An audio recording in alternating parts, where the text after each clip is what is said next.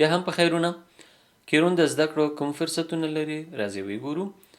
د کیرون زده کړو فرصتونه په دوه برخو ویشل کیږي، یو سټډي کټګوریز دي او بل هم د سکیل بوسټر په نامه باندې یادېږي. لومړی راځو سټډي کټګوریز ته. سټډي کټګوریز څه شی دي؟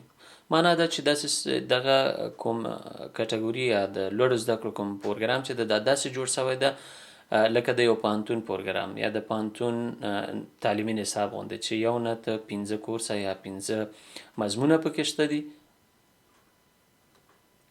او بله برخه چې دا د مهارتونو زده کول دي.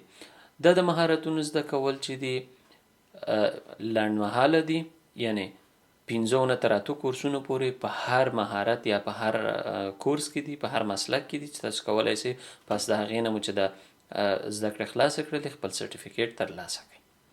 که موږ وغواړو چې کایرون سره لوړې زده کړې وکړو، نو هغه لوړې زده کړې په کومه برخه کې دي؟ په کومه برخه کې موږ کولی شو چې کایرون سره لوړې زده کړې وکړو؟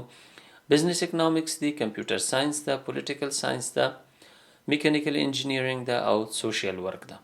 تاسو په دې برخه کې کولی شئ چې تر لوړو زده کړو یعنی د لوړو زده کړو په سیستم باندې دلته تاسو زده کړه وکړئ. دا زده کړې څه رقم دي؟ وایي چې دا کټګوریګانې داسې جوړې شوي دي لکه د یو پوهنتون د سمیسټر کورسونه چې هم پکې تیوري برخسته دي او هم پکې اکاډمي برخسته دي. نو تاسو به هغه خپل تقسیم اوقات یا مهالویش چې جوړوئ دغه لارې به تعقیبوئ چې تر څو تاسو وکولی شئ دا زده کړې دلته وکوئ. د لوړو زده کړو لپاره بیا هم دوه فرصتونه دي. هغه چا چې بیخي زده کړې نه دي کړي په دې برخو کې هغوی ته هم جدا کورسونه شته، او که چا پکې یو څه اندازه لوستونه ویلي وي یا 2-3 سیمسټرې په افغانستان کې یا په خپل هیواد کې ویلي وي د هغوی دپاره هم داسې د لوړې کچې کورسونه پکې شته دي.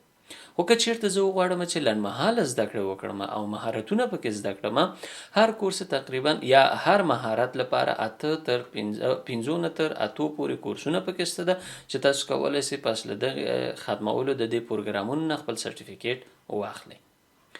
کوم مهارتونه زه کولی شم پکې زده یې کړم؟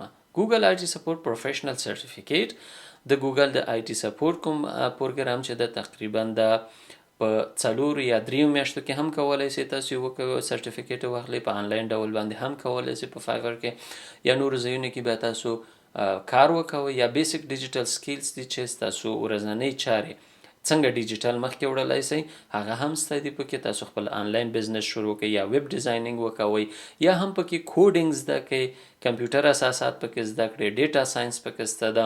یا څنګه کولی شم چې زه آنلاین استاد شم، ژبې څنګه زده کړم، د ژبې کورسونه پکې شته دي، او یا هم زه څنګه کولی شم یو وظیفه دلته پیدا کړم. نو دا ټولې هغه لنډمهالې برخې دي چې تاسو کولی شئ په کایرون کې زده کړئ. آیا د کورسونو لپاره باید فیس ورکړم؟ په دې باره کې به په بله ویډیو کې خبرې وکړم.